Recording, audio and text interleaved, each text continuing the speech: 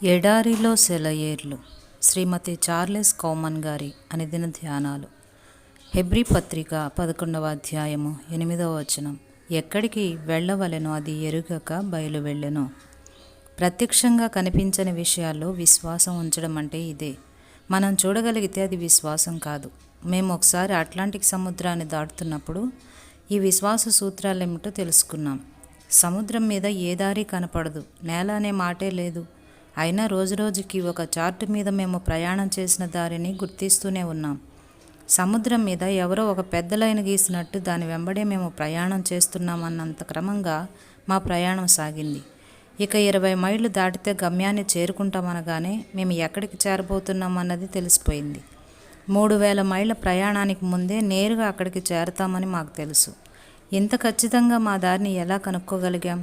అనుదినం మా ఓడ కెప్టెన్ తన పరికరాలను తీసుకొని ఆకాశం వంక చూస్తూ సూర్యుడిని, నక్షత్రాలని ఆధారం చేసుకొని ఆకాశ దీపాల సహాయంతో ప్రయాణం సాగించాడు. మానవ నిర్మితమైన దీపాలేవి అతనికి సహాయపడలేదు. అలాగే విశ్వాసం పైకి చూస్తూ దేవుడు చేసిన సూర్యచంద్రాదులను చూస్తూ నడుస్తుంది. అంతేకాని తీరం కోసమో, లైట్ హౌస్ కోసమో, దారుల కోసమో చూడదు. కొన్నిసార్లు దాని అడుగులు అనిశ్చిత పరిస్థితుల్లోకి, చీకటి ప్రమాదాల్లోకి దారితీసినట్టు కనిపించవచ్చు. కానీ మార్గాలను తెరిచేది ఆయనే. అర్ధరాత్రి గడియలను ఉదయకాలపు తలుపులుగా చేసేది ఆయనే. కాబట్టి ఈరోజు మనం ముందడుగు వేద్దాం. మనకు అన్నీ తెలిసినాయని కాదు, నమ్మకం ఉంది కనుక. మనం ఏదన్నా పని మొదలు పెట్టబోయే ముందు ఆ పని జరిగే విధానం అంతా మన కళ్ళ ఎదుట ఉంటేనే కానీ దాన్ని ప్రారంభించాం. అన్నీ ఇలాగే జరగాలంటే మన క్రైస్తవ జీవితంలో రుచి ఎలా వస్తుంది? చెట్టున పండిన మామిడికాయల్లాగా విశ్వాసం, నిరీక్షణ, ప్రేమ ఈ మూడింటిని చెట్ల నుండి కోసుకోవాలంటే కుదరదు.